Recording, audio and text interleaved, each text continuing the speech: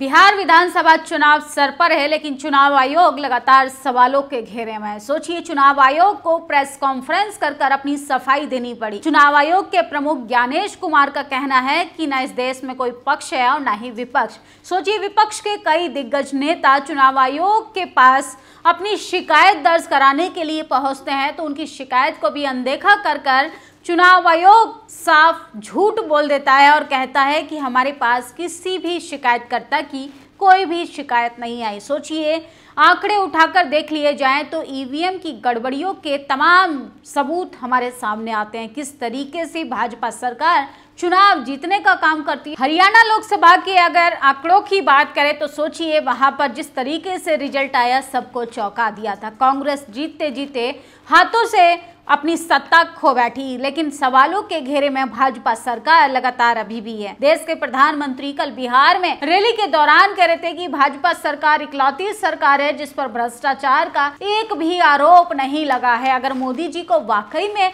अपने बहुमत पर, अपने सत्ता में किए गए कार्यों पर पूरा भरोसा है तो एक बार बैलेट पेपर से चुनाव कराना चाहिए। लेकिन चुनाव आयोग के प्रमुख जो हैं ज्ञानेश कुमार, उनकी बेटी को बहुत बड़ा सदमा लगा। ये कहें कि पिता की करतूतों का खामियाजा कहीं ना कहीं बच्चों को भुगतना पड़ता है। जी हाँ, आपने सही सुना।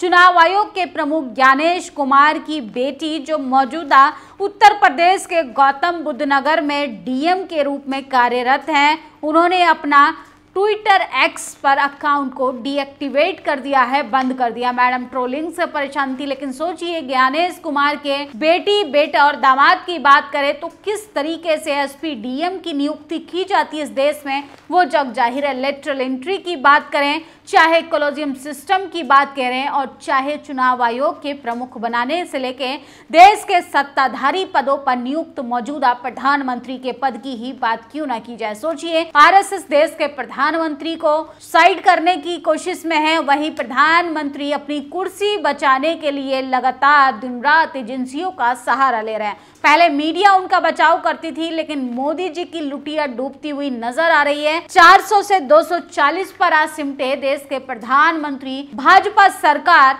अब कहीं ना कहीं बिहार में भी अब अपने बुरे दिन देखने वाली है। बिहार की जनता लगातार बीजेपी को जिस तरीके से सवालों के घेरे में ले रही, 65 लाख वोटरों के वोटर लिस्ट से नाम काटे जाने का आरोप फिलहाल चुनाव आयोग के साथ साथ पूरी भाजपा सरकार पर लग रहा है। अगर वोटर नकली ठहराए जा रहे हैं तो वोटरों के द्वारा चुनी गई एनडीए सरकार भी बिहार में झूठी साबित होनी चाहिए। इस हिसाब से तो देश के प्रधानमंत्री को इस्तीफा दे देना चाहिए। लेकिन सबसे बड़ी खबर अब फिलहाल हम आपको बता रहे हैं, ट्रोलिंग से परेशान गौतम बुद्ध नगर की डीएम ने बंद किया एक्स अकाउंट। गौतम बुद्ध की जिलाधिकारी मेघा रूपम ने सोशल मीडिया प्लेटफॉर्म एक्स पर अपना निजी अकाउंट बंद कर दिया है। ट्रोलिंग से परेशान होकर उन्होंने ऐसा किया। मेघा मुख्य निर्वाचन आयोग ज्ञानेश कुमार की बेटी है। अहम है कि विपक्ष केंद्र सरकार और निर्वाचन आयोग पर वोट चोरी का लगातार आरोप लग रहा है। वोट चोरी के मुद्दे पर मुख्य चुनाव आयुक्त के साथ साथ उनके परिवारों की भी सोशल मीडिया पर जमकर ट्रोलिंग हो रही है, जिसके बाद ज्ञानेश कुमार की बेटी मौजूदा उत्तर प्रदेश के गौतम बुद्ध नगर से डीएम मेघा रूपम ने अपने ट्विटर एक्स अकाउंट को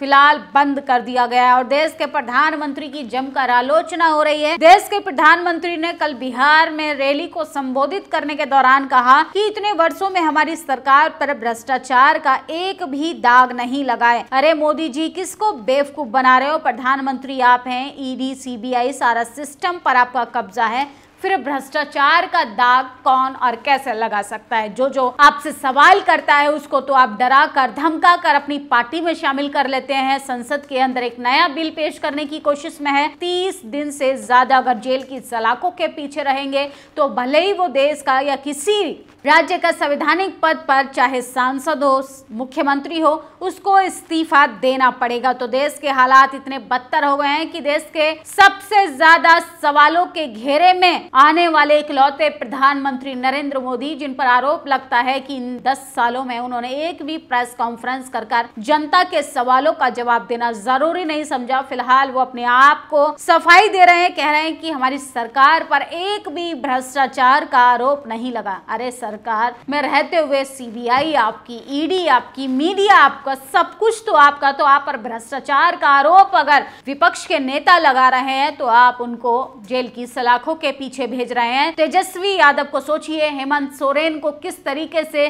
चुनाव के दौरान जेल की सलाखों के पीछे भेजा गया था, बाद में कोर्ट ने उन्हें क्लीन चिट दे दी थी। ये है बीजेपी का दोगला रवैया कि जहां पर भाजपा सरकार हारने लगती है वहां पर तमाम नेताओं को जांच बिठाकर, एजेंसियों का डर बिठाकर चुप कराने की कोशिश करती है। फिलहाल देश के प्रधानमंत्री अपनी सफाई दे रहे हैं कि हमारी सरकार पर एक भी भ्रष्टाचार का आरोप नहीं लगा है। सोचिए, भ्रष्टाचारियों को तो इनकी पार्टी वॉशिंग मशीन का काम कर अपने इस पार्टी में शामिल करने का काम करते हैं। हर जगह से खबर और सबूत आ रहे हैं। तो राजस्थान कैसे पीछे रहे, वोट चोरी हर जगह हो रही है। उदयपुर न्यूज, एक ही मकान में 700 मतदाता वोटिंग लिस्ट में बड़ा घोटाला उजागर, फिजिकल वेरिफिकेशन की मांग। चुनाव आयोग कहता है कि महिलाओं के सीसीटीवी फुटेज इसलिए नहीं दिखा सकते कि महिलाओं की सुरक्षा का मामला है।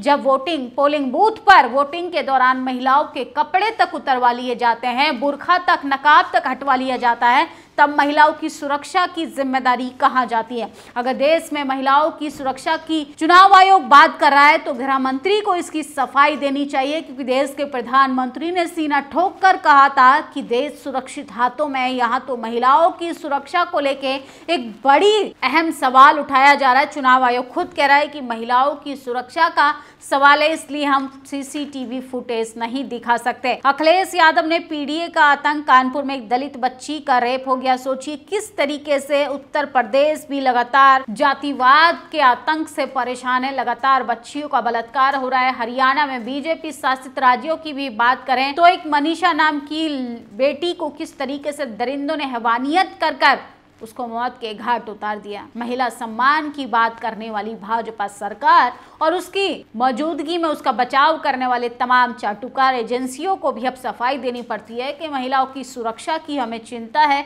इसलिए सीसीटीवी फुटेज नहीं दिखा सकते। फिलहाल चुनाव आयोग के प्रमुख ज्ञानेश कुमार की बेटी ने अपना सोशल अकाउंट आलोचनाओं से घबराकर बंद कर दिया है। सोचिए, सरकार को बचाते बचाते बाप इतना मजबूर हो गया कि उनकी बेटी को अपना सोशल अकाउंट बंद करना पड़ रहा है।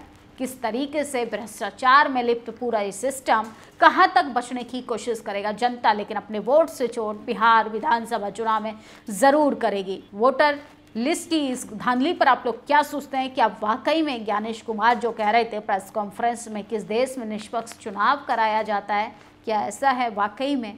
अगर ऐसा है तो उनकी बेटी ने अपना सोशल अकाउंट किन आलोचनाओं से और किन तमाम चीज़ों को ध्यान में रखते हुए बंद किया? आप लोग अपनी प्रतिक्रिया जरूर दीजिए। शुक्रिया। नेशनल दस्तक की आपसे गुजारिश है कि अगर इसको बचाना चाहते हैं तो नेशनल दस्तक को सब्सक्राइब करने के लिए रेड कलर के सब्सक्राइब बटन को दबाएं, फिर बेल आइकन की घंटी दबाएं। नेशनल दस्तक को बचाने के लिए बहुत जरूरी है कि हर खबर को शेयर करें, लाइक करें, कमेंट जरूर करें।